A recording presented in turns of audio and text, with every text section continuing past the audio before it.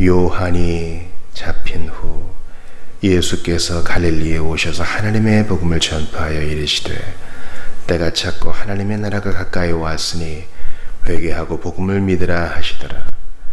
갈릴리 해변으로 지나가시다가 시몬과 그 형제 안드레가 바다에 금을 던지는 것을 보시니 그들은 어부라. 예수께서 이르시되 나를 따라오라. 내가 너희로 사람을 낚는 어부가 되게 하리라 하시니 곧 그물을 버려두고 따르니라. 조금 더 가시다가 세베대의 아들 야고보와 그 형제 요한을 보시니 그들도 배에 있어 그물을 깁는데 곧 부르시니 그 아버지 세베대를 품꾼들과 함께 배에 버려두고 예수를 따라가니라. 아멘. 우리는 지난 시간에 예수님이 본격적으로 공생애를 시작하시면서 외치신 그 복음의 말씀이, 그 첫 말씀이 회개와 믿음에 대한 것임을 보았습니다. 하나님의 나라를 준비하고 우리에게 다가오는 하나님의 나라에 예비되어 있기 위하여 우리는 늘 회개와 믿음으로 반응해야 한다 하였습니다. 한 번의 회개, 한 번의 믿음이 아니요 주님 나라 갈 때까지, 그 나라가 임할 때까지 매일 회개와 믿음, 자백과 신뢰로 주님 앞에 나아가야 하는 것입니다. 주님은 이러한 지속적인 회개와 의지하는 것을 통해 영광을 받으신다 했습니다. 오늘은 주께서 제자들을 부르시는 장면을 봅니다. 갈릴리 해변으로 지나가시다가 시몬과 그 형제 안드레가 바다에 금을 던지는 것을 보시니 그들은 어부라.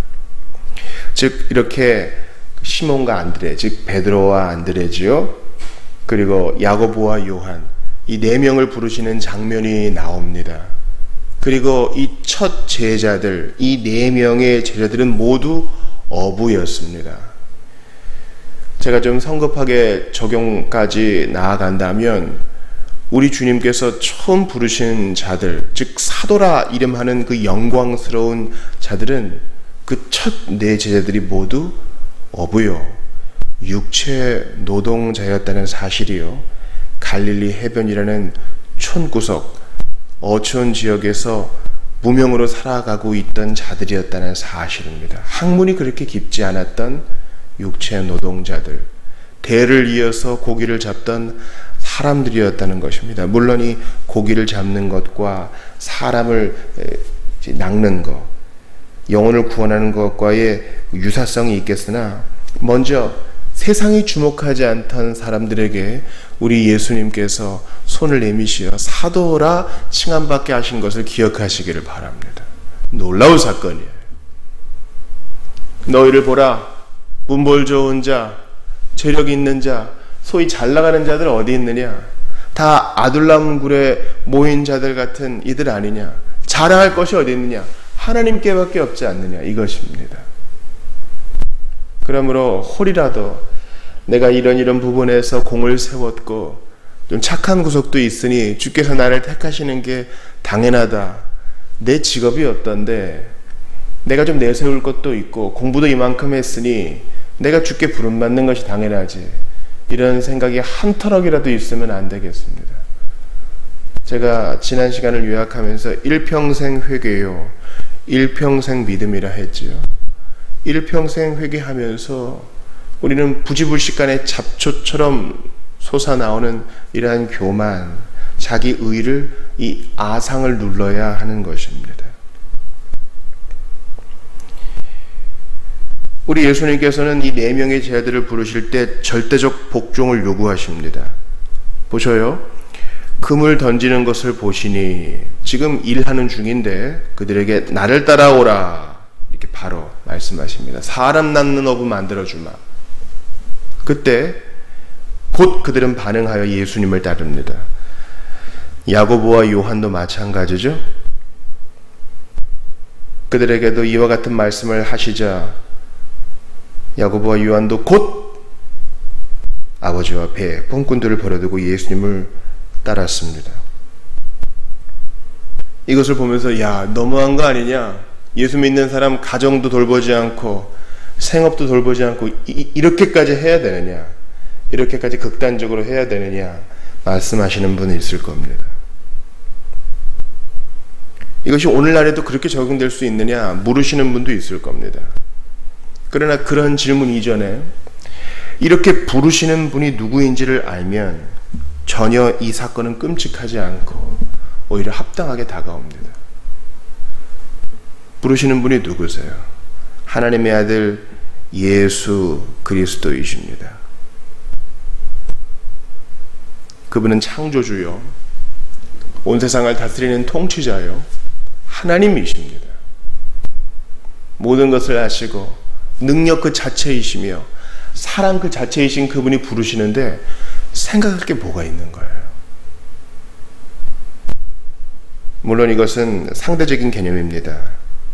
즉 가족을 버리라는 내용보다는 가족보다 주님을 더 먼저 택하라는 내용입니다. 내가 돈 벌어먹고 사는 직업보다 더 귀한 분이 예수님이셔요. 왜냐하면 그분이 직업을 비롯한 모든 것을 주었으니까. 이런 레디컬한 신앙 고백이 있어야 합니다. 나는 그래도 하면서 변명하기 시작하면서 양다리를 걸치려고 할 때 신앙이 흐릿해지는 것입니다. 그러므로 지금 당장 가지고 있는 것을 다 버리라는 말이 아닙니다. 마음 중심에는 주께서 부르시면 난 항상 노선을 바꿀 준비가 되어 있습니다. 내가 가지고 있는 거 또 주실 수 있는 분이 주님이시니 저는 주께서 명령하시는 대로 할 뿐입니다. 이런 자세가 있어야 하는 것입니다. 뿐만 아니라 예수님은 자신을 따르는 자들에게 자신이 주는 것보다 더 적은 것 요구하십니다. 왜냐하면 우리 예수님은 목숨을 주셨거든요. 제 아들에게는 따르라고 하셨죠. 자기 목숨을 많은 사람의 대속물로 주신 예수님, 자신의 희생적 죽음으로 구속과 새 언약을 이루신 예수님, 그분이 부르시는데 즉각 응답하지 않을 이유가 어디 있어요? 우리는 너무 이 제자도의 대가를 깊이 생각한 나머지 예수님께서 치르신 대가, 십자가의 순환의 대가, 또한 성육신 하셔서 이 땅에서 사셨던 그분의 그 불편함과 노곤함을 많이 잊을 때가 있습니다. 그러나 우리에게 요구하시는 것보다 더 많은 희생을 치르신 예수님이 이 시간 우리를 부르십니다. 우리 신자들은 사랑과 감사하는 마음으로 기쁘게 응답해야 할 것입니다. 예수님을 따라야 합니다. 그것은 추상적인 것이 아닙니다.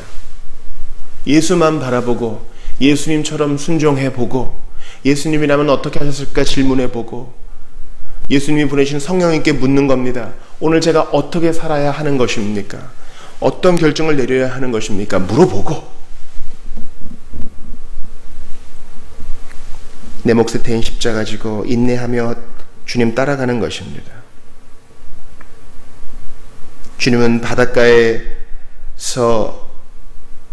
고기 잡고 그물 깁는 어부들을 부르셔서 힘이 큰 능력이, 구원하는 힘이 큰 능력이 하나님께만 있고 우리에게 있지 아니함을 알려주셨습니다.